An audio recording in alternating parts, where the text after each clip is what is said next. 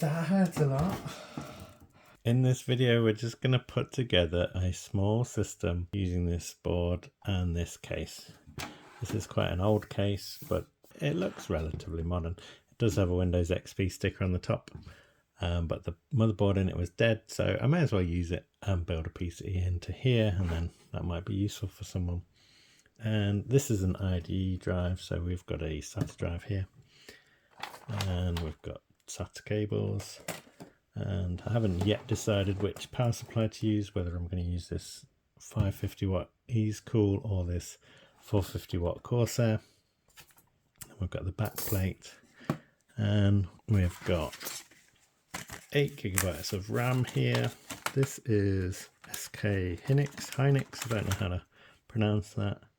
8 gig sticks, DDR3. And I should just get rid of some of this dust because there's still dust on this system. And I want to try and brush it away from the contacts. Okay, that seems to have solved that.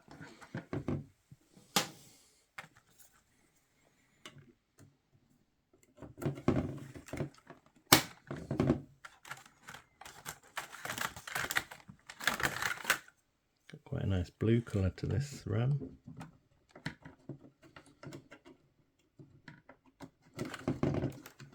Whoops, that's the wrong way around.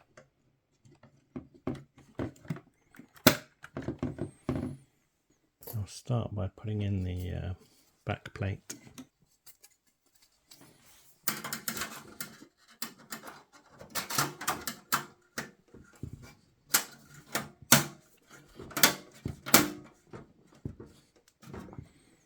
Okay, and I'm going to need to move that basically, aren't I?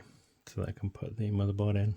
Okay, so this should line up with the existing slots. I mean screw holes. Just double check that. That one, that one, that one, and that one, yep. Whoops. Whoops. How many times can I drop the screws in this video?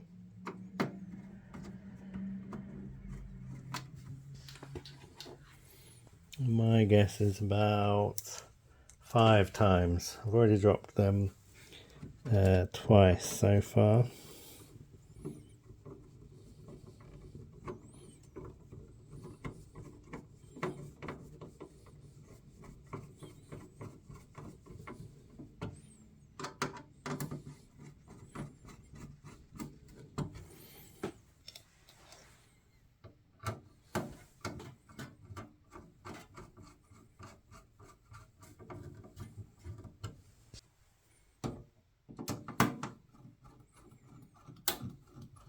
I suppose that's a nice thing about computer cases, even though this computer case is probably about 20 years old, still fits a nice sort of modern compact motherboard. So the motherboard might have died originally, or the power supply might have died, but the case is still useful, so that's good.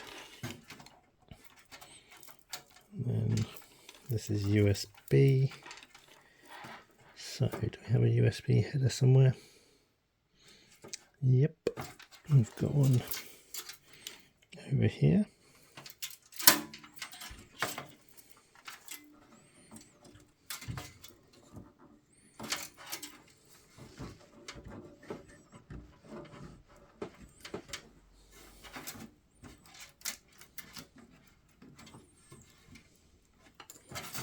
And these, I think, audio, that's good. Front audio. Also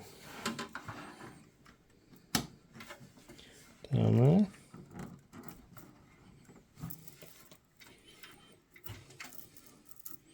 Not sure where I'm going to try and tuck this away so that stuff doesn't bump into it. And we've also got the switches and LEDs to hook up. Let me move this camera closer. So down in this corner we have got the printed writing for this set of pins, and we've got the power LED, power switch, hard drive and reset.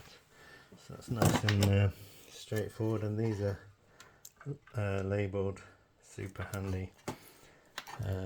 I record all my videos on Samsung Galaxy S22.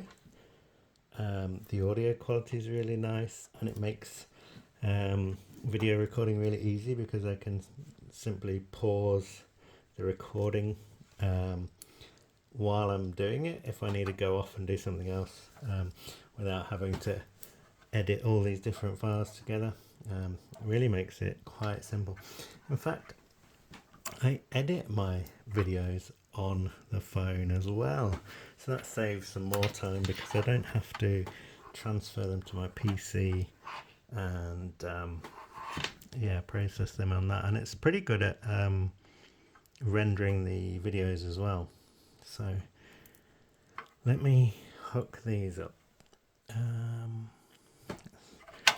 Do the power switch, which is there, and then reset and hard drive. Power LED is kind of the wrong size for that, but maybe I'll have a look what these other pins are, or I might have to see if I can move the cable from one, move it over basically, so that the power LED works. Reset and hard drive.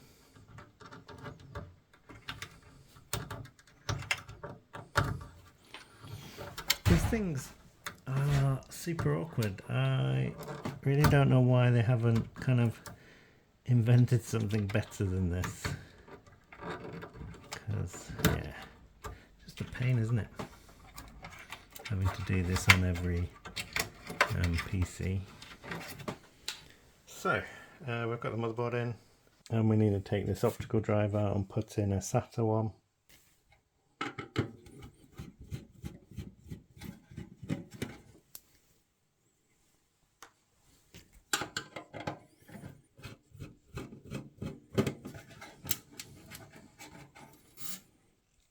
And I'll need to flip it over and do the other side.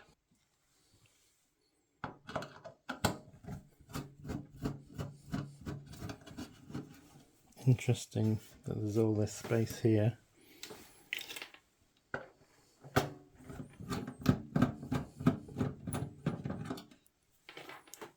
Okay, so that should come out. Yep.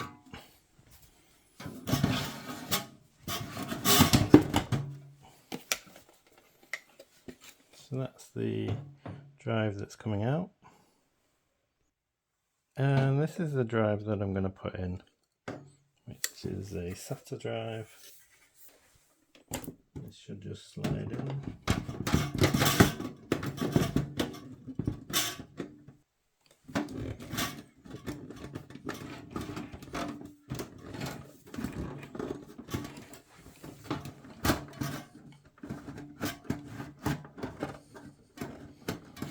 Not really sure why it doesn't want to slide in.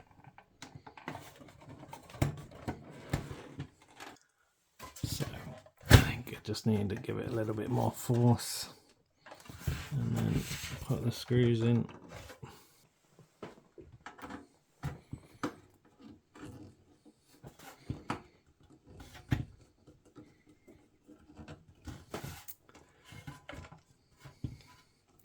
Not the best alignment.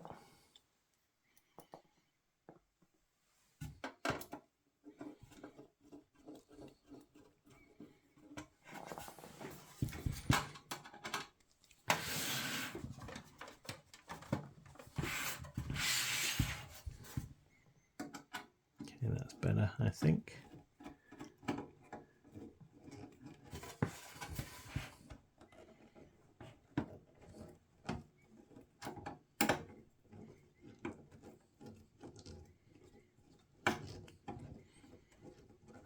this has lost its thread in the past.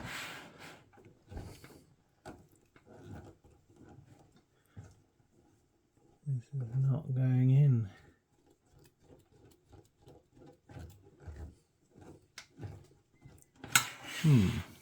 No, that's kind of dented. That's frustrating. Can you see that? This has got like a little bit of a bend in it. So let's try fixing that, if possible, using some pliers. Okay, might have made this a little bit better by bending that slightly, but then again, maybe not. Let's try putting the screw in.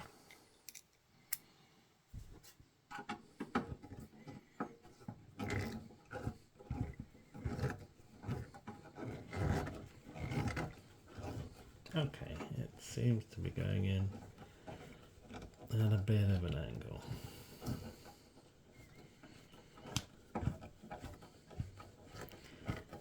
But I guess as long as it works, it should be okay.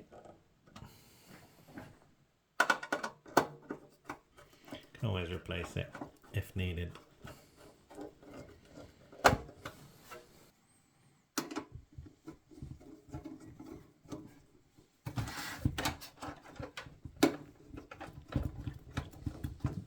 Not really having much luck with this drive. Okay, it's going in.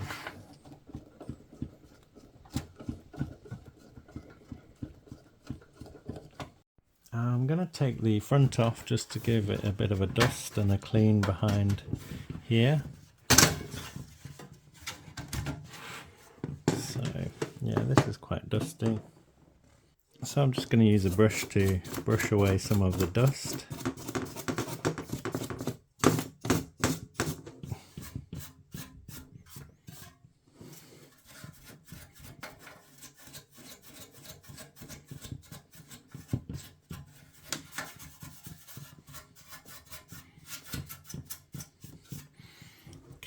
That'll do.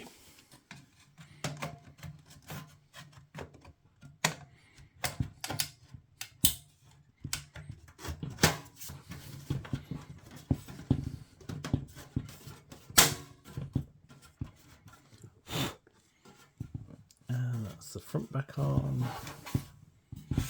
So we need to connect up some SATA cables and decide what main boot drive to use. So we've got a choice of a Kingston 256 gig or a Samsung, again a 256 gig. I think I'll go for the Samsung because this one matches another Kingston drive, and I've got an idea to use those two together for something. And the other thing I guess we need to work out is where this can be mounted. If any of these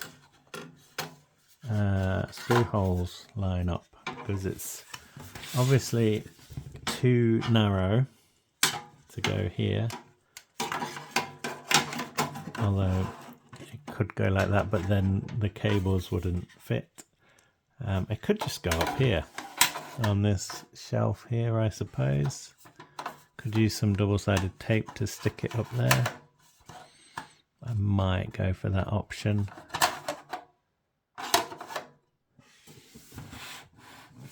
For now anyway, that's what I'll go for.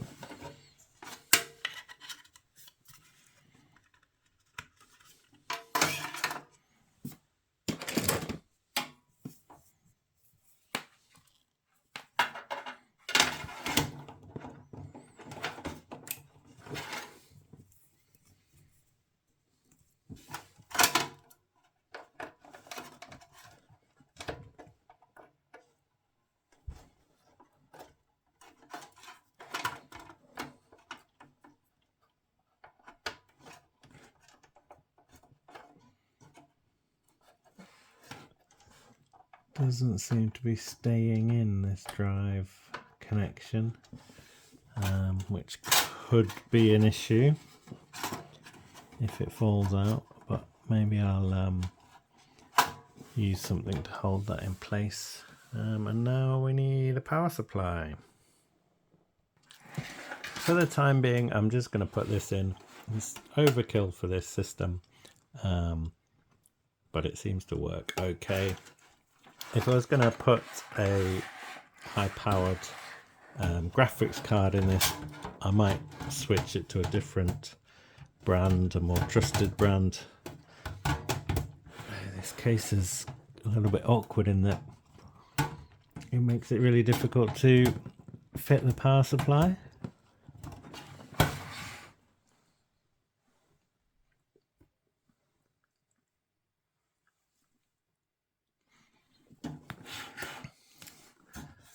So it's got kind of a lip here, and then this is too close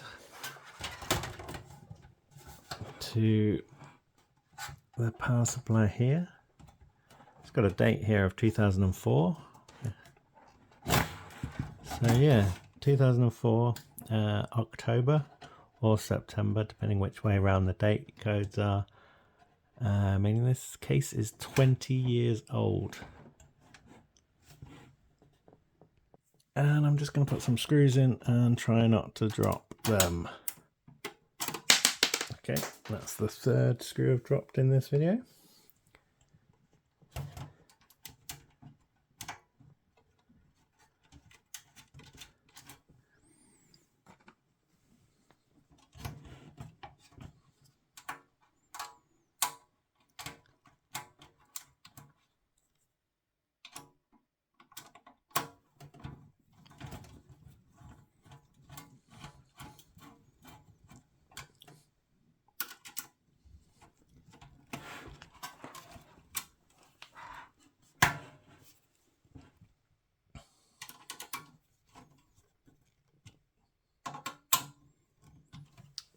Okay,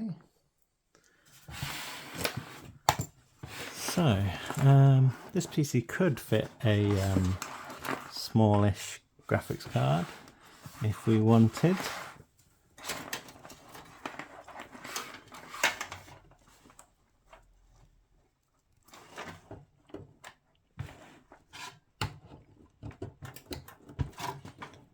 The motherboard power, and then the CPU power, all the way back here.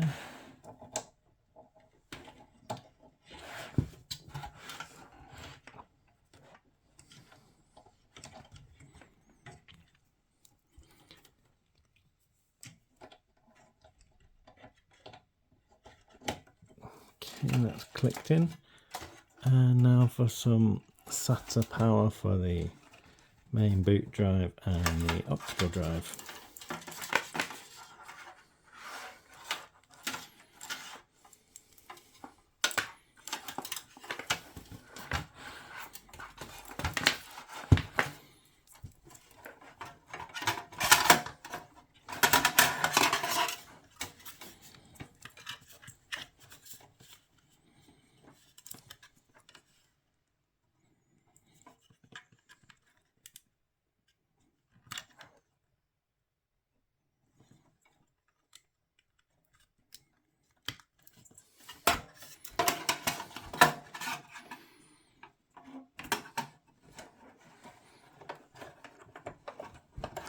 Apologies that you can't see this, neither can I.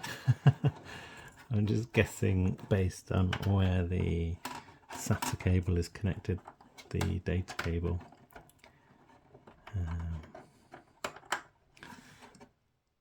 Checking it's the right way around with the little L shape that they've got. Okay, let's connect up the power.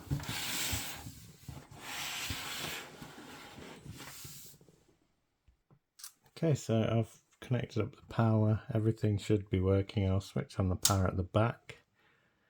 we should see a little bit of power being used here as this is on standby. I don't know if this motherboard's got a light on it. I don't think so. And I'll just make sure that this wire isn't gonna get caught in the fan. So I'll try and tuck that away a little bit. And then I'll press the power button. It's switched on. It's very quiet so far.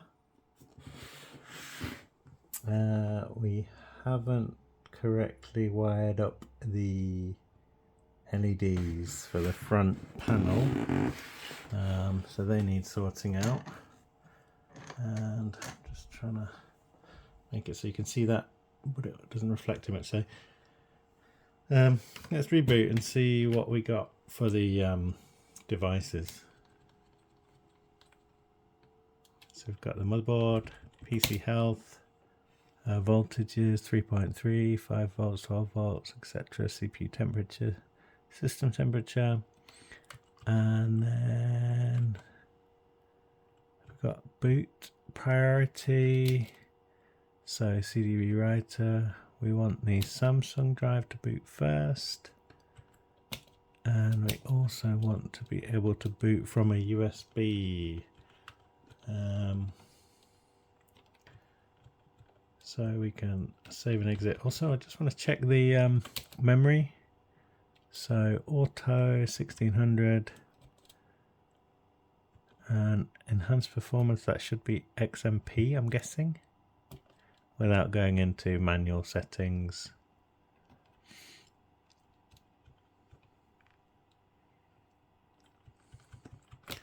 And we've got an Intel Core i3-4170, which is 2 cores and 4 threads. So save and exit, and I'll install Windows 10.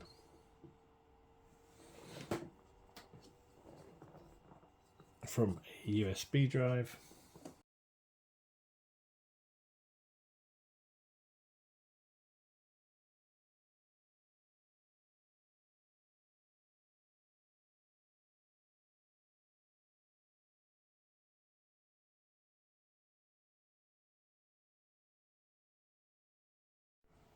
So that took 9 minutes 20 to get to this point, booting from a USB drive, and there's some drivers that I need to install, such as the display drivers, but I can just get those from Windows Update.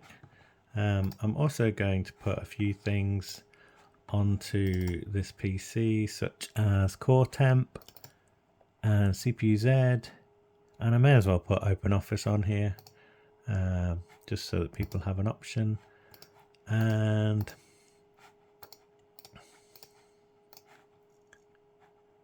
I also want to put on Crystal Disk Info and Crystal Disk Mark, so I can see that I've got these connected to the right connections, so that it's full as fast as it can be in terms of the SATA connection.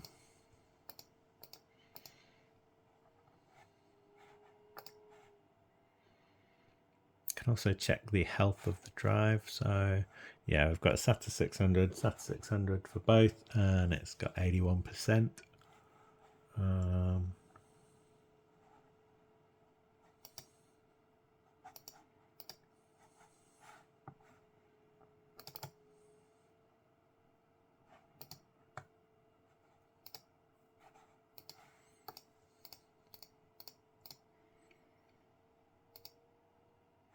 We may as well just check the speed of the drive while we're here.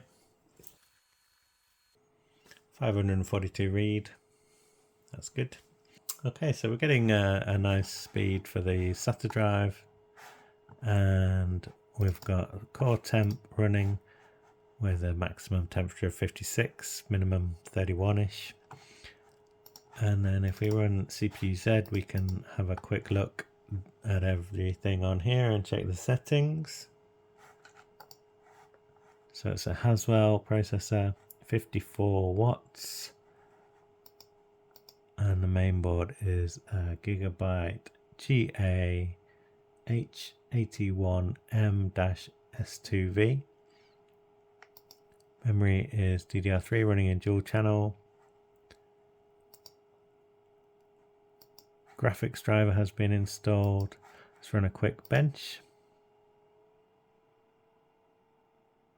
It's very quick to increase the speed, this fan, as soon as something's happening.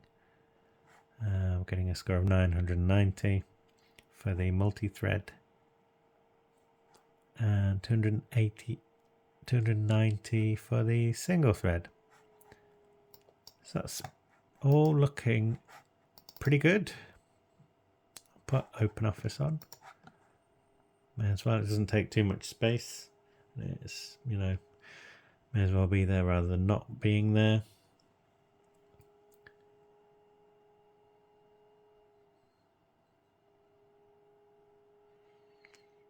I think that's the sort of interesting thing about kind of this Intel hardware.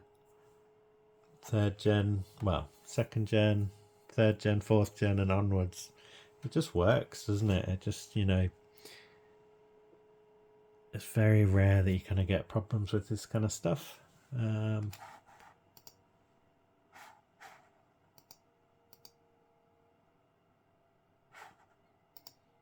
do need to check that this optical drive works, so may as well do that now. Find a disk.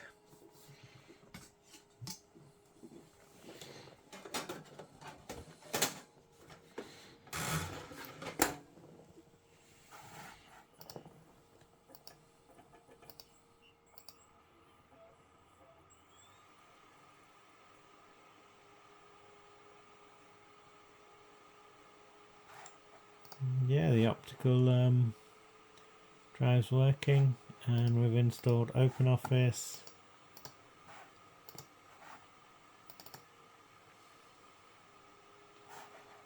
It's just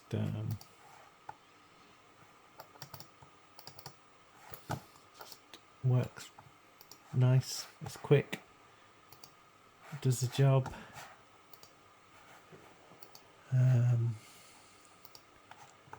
Got plenty of space on the drive, got a optical drive that works. Let's see if we're compatible with Windows XP. Oh, it won't check the system automatically. That's funny. So yeah, I've just put a Windows XP disk in there. What else?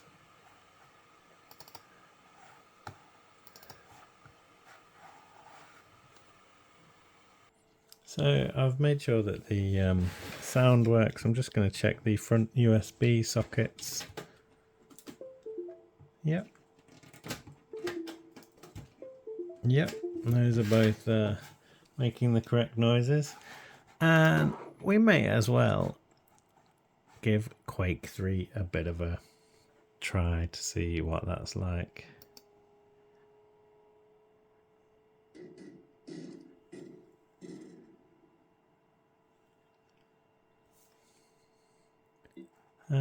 Oh, I'll just go to setup, set it to high quality.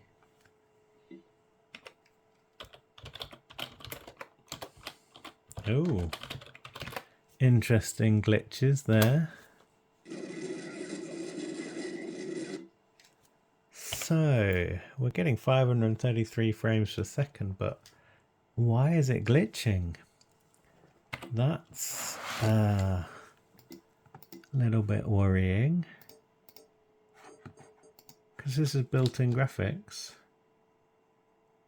built into the processor. I'll just turn the volume down so as to not be too loud, and let's go for a higher resolution and go to a single player.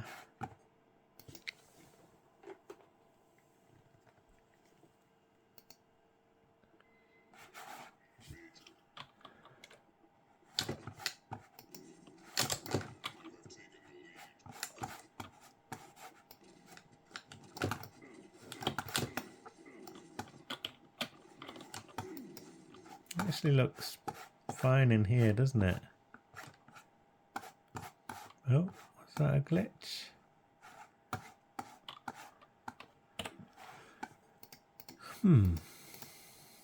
Maybe it was just the menus. I do have GPU Z, so I'll give that a try, see what happens with that.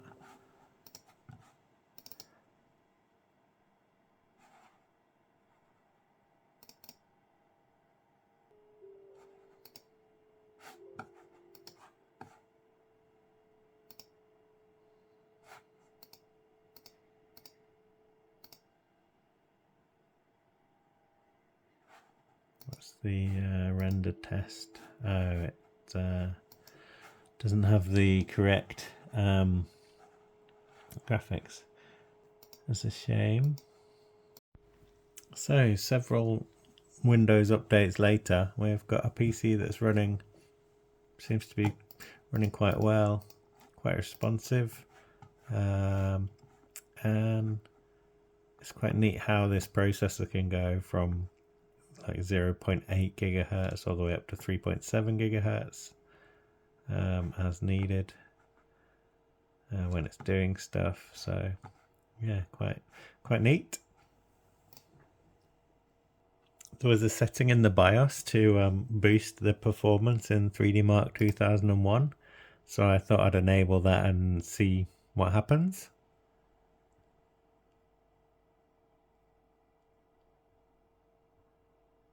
It says we're getting 460, 400-ish frames per second at the moment. Not that you'd really be able to tell on this video or on this monitor.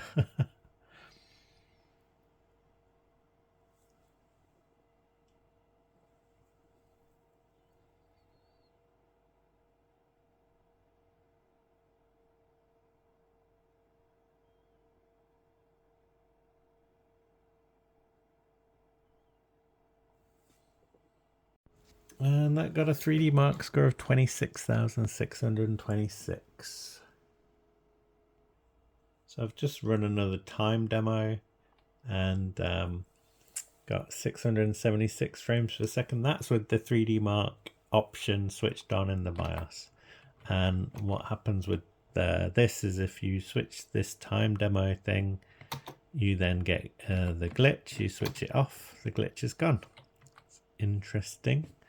I've not seen that before, but yeah. So this is the little PC. Let's switch off some of these silly things in the taskbar. Use an interest, turn off. And I guess all that's left is to put the side on. And then we have a working PC that can be used by someone. In the BIOS we have got a setting down in miscellaneous, 3D Mark 01 boost. With that enabled you get a better performance in 3D Mark 01. It also says legacy benchmark enhancement for enhanced performance of older benchmarks including 3D Mark 01. So that will explain why we're getting better performance, higher frame rate in Quake 3 as well. So YouTube has spoken. 92% voting for the Corsair power supply compared to 8% for the easecool 550, and Revivify saying that easecool looks like a fire hazard waiting to happen. So let's go put in the Corsair power supply. Just need to take this off. I've put screws in. It's all neatly in one piece. It shouldn't take too long to swap over the power supply. Just need to disconnect the power cables. Make sure it's switched off as well.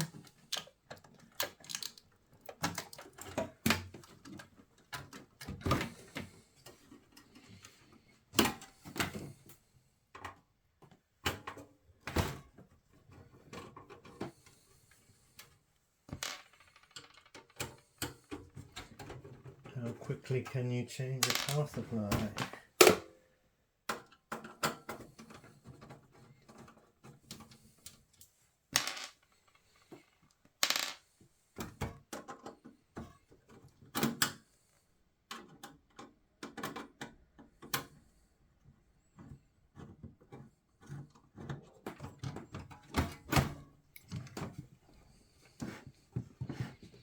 This is where it gets stuck, because the case isn't big enough.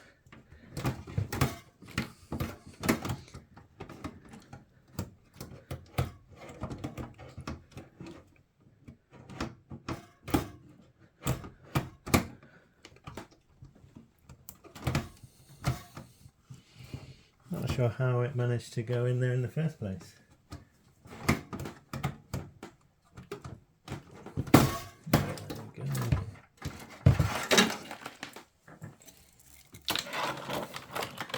These are the details of this Corsair VS 450.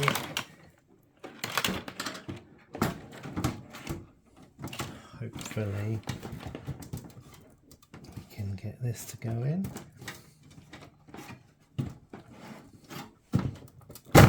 Ow! That hurt a lot. Ow, ow, ow, ow, ow. I just totally squashed my thumb.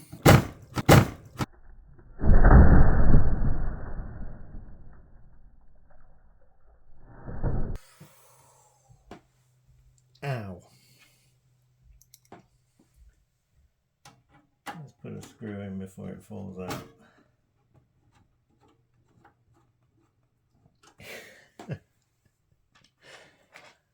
Tip for when fitting power supplies, just put the power supply in, not your thumb.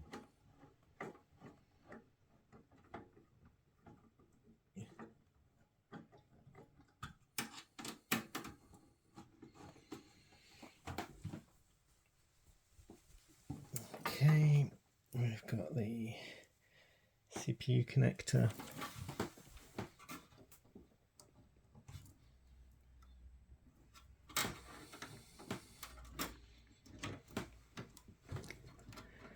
Goes in there.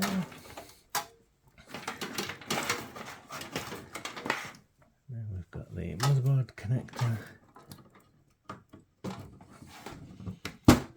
And then we've got the two SATA devices to connect.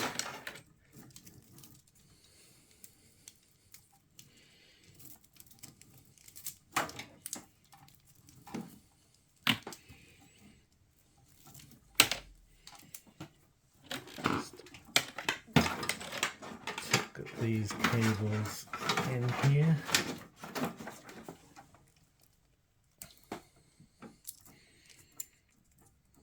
I'll just use one of these, I guess. Shouldn't matter too much, they're probably quite low powered anyway.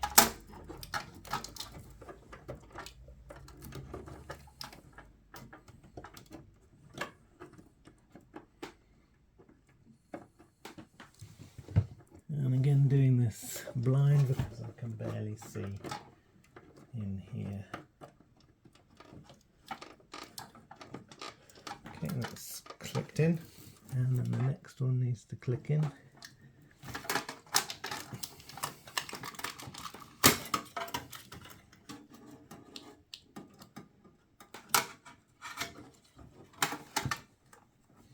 Okay, power cable. And then the power button.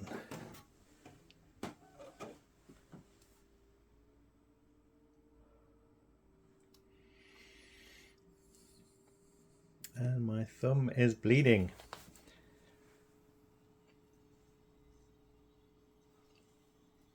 But we have a working system that boots up so quickly.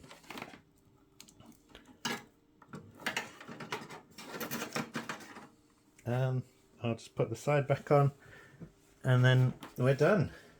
This is going to be ready to go out and be used by someone.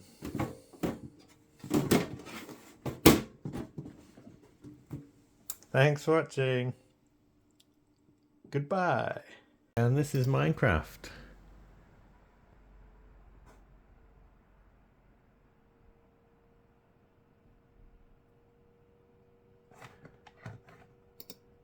So this is where it uses the CPU and the internet.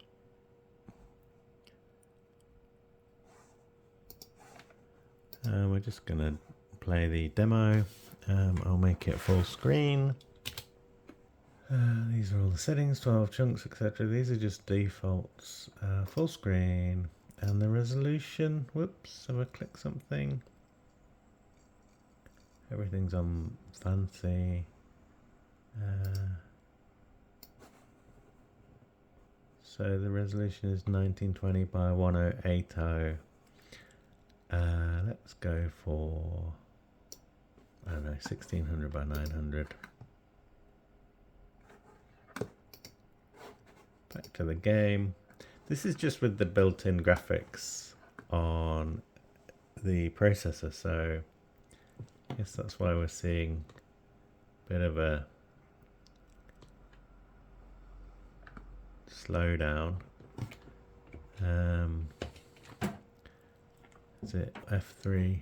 Yep, F3 gives us our frame rate and all the other details. And in the corner here, we've got 30 frames per second.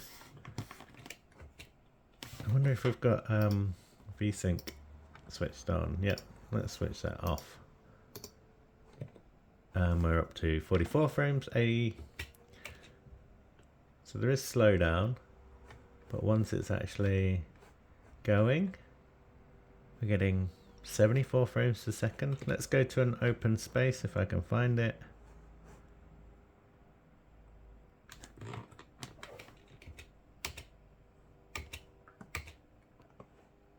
What I tend to find with this is once everything's sort of loaded, it's can be quite smooth. It's sort of when it has to put fresh stuff in. But this is a PC that can be used without necessarily having to add a graphics card to it. You can, and you'll get better performance, but I could also just turn down some of these settings, turn down the resolution, etc., and get better performance from this. Oh, that's looking very fancy. So yeah, we do have this on fancy, and over here still 80, 60 frames per second when it's not sort of slowing down or not doing stuff. So yeah, I'd say that's quite playable. We can just watch the bees.